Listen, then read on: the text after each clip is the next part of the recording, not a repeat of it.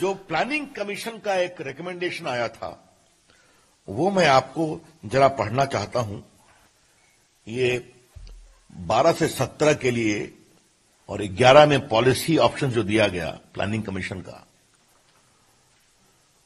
तो ये planning commission report title report of the working group on agriculture marketing infrastructure, ये मनमोहन सिंह के समय में जो अनुशंसा थी उसमें क्या लिखा हुआ था, सेंट्रल गवर्नमेंट में enact inter state agriculture produce trade and commerce regulation act under entry 42 of union list. तो आज जो हमने काम किया, हमारे करने के 8-9 साल पहले मनमोहन जी की सरकार ये कर रही थी। 2005 में शरद पवार बोल रहे थे। और ये बात देश के सामने बताना जरूरी है कि जिस समय शरद पवार ये बोल रहे थे 2005 में कि अगर आप सुधार नहीं करोगे तो हम वित्तीय सहयोग देना बंद करेंगे, उस समय मनमोहन सिंह की सरकार का समर्थन कौन कौन कर रहे थे? मुलायम सिंह यादव जी की party, RJD, CPI, CPM, TDP और बाकी सभी। शिवसेना साथ नहीं थी। तो आप तो हमसे भी आगे अधिक जा रहे थे। तो फिर मैं कहूंगा कि ये जो आपका दोहरा चरित्र है शर्मनाक, कि अपने राजनीतिक अस्तित्व को बचाने के लिए भले ही किसान के नेता आपको नहीं बुलाते हों, लेकिन आप किसी भी सीमा को जाने को तैयार हैं। ये देश के सामने आना जरूरी है। अब जब हम कॉन्ट्रैक्ट फार्मिंग के बारे में एक विषय आपको बताना चाहते हैं, और वो ये है कि इसका भी रिकमेंडेशन 2007 से 12 में मनमोहन सिंह की सरकार के समय हुआ था। और आपकी जानकारी के लिए मैं बता दूं कि कहां कहां मॉडल कॉन्ट्रैक्ट एक्ट लागू हुआ कॉन्ट्रैक्ट फार्मिंग का। आंध्र प्रदेश, आसाम, छत्तीसगढ़, गोवा, गुजरात, हरियाणा उस समय कांग्रेसी स्टेट था, आसाम उस समय कांग्रेसी स्टेट था, हिमाचल प्रदेश, झारखंड, कर्नाटका 2003 में कांग्रेस स्टेट था, महाराष्ट्र 2006 एनसीपी और इंडियन नेशनल कांग्रेस की सरकार थी, मध्य प्रदेश 2003 दिग्विजय सिंह की सरकार थी, मिजोरम, नागालैंड, उड़ीसा 2006 बीजेडी, राजस्थान, सिक्किम, तेलंगाना। तो इन सबों ने किसानों के लिए अधिक अवसर जुटाने के लिए, उनकी इनकम को बढ़ाने के लिए ये कॉन्ट्रैक्ट एक्ट का निर्णय किया।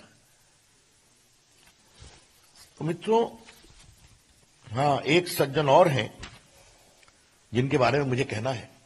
मैं सामान्यतः टिप्पणी नहीं करता हूं, लेकिन हमारे प्रधानमंत्री पर वो इतनी टिप्पणी कर रहे हैं तो मुझे उनके बारे में टिप्पणी करनी पड़ेगी। श्रीमान योगेंद्र यादव के बारे में। हां, वो भी खड़े हैं। उनकी पार्टी का क्या वजूद है मैं उस पर चर्चा नहीं करूंगा, लेकिन देखिए 3 साल हमारी सरकार के पूरे हुए तो उनका स्वराज अभियान का ट्वीट देखिए। मोदी सरकार washes its hands off APMC act, cites as a state subject. तो उस समय अगर कहा गया कि एग्रीकल्चर मंडी एक्ट जो है वो राज्यों का विषय है, उनको सुधार करना है, करना चाहिए, तो ये कह रहे हैं आप क्यों नहीं करते हैं? तो जिस समय हम कर रहे हैं व्यापक चर्चा करके, तो आप उसका विरोध कर रहे हैं। तो ये आपके सामने आना चाहिए।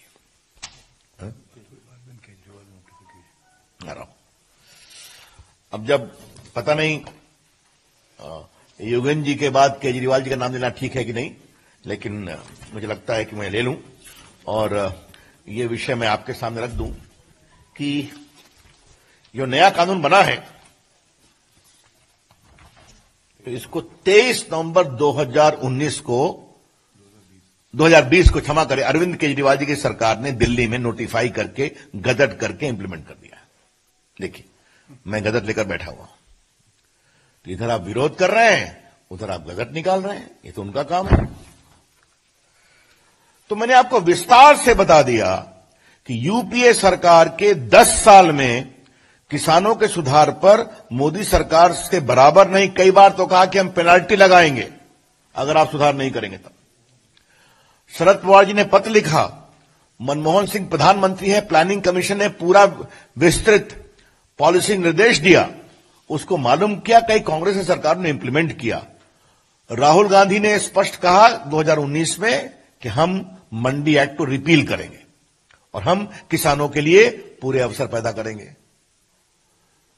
तो आप करें तो देश किसानों का कल्याण, हम उसको तरीके से करें बातचीत करके तो आप सड़कों पे आते हैं। ये है डबल स्टैंडर्ड्स। हम इसका जबरदस्त विरोध करते हैं। किसान कुछ निहित स्वार्थों के चंगुल में फंसा हुआ है। हम चाहते हैं देश के छोटे मंझोले किसानों को अपने उत्पाद के लिए नए नए अवसर मिलने चाहिए। और कुछ मैं क्लैरिफाई कर दूं, क्योंकि मैं देश का कानून मंत्री भी हूं। किसानों की जमीन न बिकेगी, न लीज पर ली जाएगी, न बंधक होगी। कॉन्ट्रैक्ट के बारे में अगर कोई सोचते हैं किसान, तो उनकी जमीन न तो बिकेगी, न बंधक होगी, न लीज पर ली जाएगी। The farmers land shall neither be on lease nor will be sold nor mortgaged. उनके जमीन पर कोई देनदारी नहीं बनेगी, वो बनेगी तो फसल पर जो कंपनियां आएंगी। हाँ, बल्कि मैं पढ़ ही देना चाहता हूं section 8, sponsor prohibited from acquiring ownership right और making permanent modification on farmers land premises. उसका विस्तार से लिखा हुआ। क्लियर हो गया। दूसरा, आज जो देश में छोटे किसान हैं, मंझोले किसान हैं, अगर वो समय के अनुसार बदलना चाहते हैं, उनको अवसर क्यों नहीं मिलना चाहिए? आईटी विभाग के रूप में मैं इस विषय को देखता हूं। हमने किसानों के लिए एक नेशनल एग्रीकल्चर मार्केट नेम बनाया है, समझे आप, जिस पर किसान अपने को रजिस्टर कर सकता है, अपनी फसल बेच सकता है। सिर्फ आपको मैं कुछ आंकड़े देता हूं और देश के सामने आपके माध्यम से आना बहुत जरूरी है। अभी तक 21 प्रदेशों में 1000 मंडियों ने रजिस्टर किया है नेम पर। 1000 mandis of 21 states have started functioning after being registered on national agriculture market portal. कितने फार्मर हैं रजिस्टर्ड? 1,68,00,000। कितने ट्रेडर हैं? 1,51,000। ठीक है। और कितने का व्यापार हुआ है? 1,15,000 करोड़ रुपए का। तो आपने देखा, हमने किसानों को एक डिजिटल मंडी दी तो देश के तमाम मंडियां जुटी 1021 प्रदेशों में, 1,68,00,000 किसान जुटे और 1,15,000 का व्यापार किया है। आप अवसर देते हैं तो इस तरह से किसान उस अवसर के अनुसार अपनी इनकम को बढ़ाने के लिए और नए नए अवसर खोजता है। मैं सिर्फ आपको एक बात और बता के अपनी बात समाप्त करूंगा, बाकी तो सारे विषय आ गए हैं। ये हमने सिर्फ आपको 2 चीज मैं बता दूं। इस कानून के पारित होने के बाद भी हमने खरीफ में जो फसल होती है उसमें 6 फसलों के भुगतान के लिए हमने, और रबी में भी न्यूनतम बिल में वृद्धि की है। और ये चर्चा मैंने बाद में कई बार ट्वीट भी की है, शायद पीयूष जी ने भी किया है, लेकिन यहां आपको बताना जरूरी है कि अभी नवंबर के अंत तक धान के पैडी प्रोक्योरमेंट 318 लाख टन हुआ है, 60,000 करोड़ रुपए का। पैडी का प्रोक्योरमेंट जिसकी एमएसपी आती है वो 318 लाख टन हुआ है, 60,000 करोड़ रुपए का।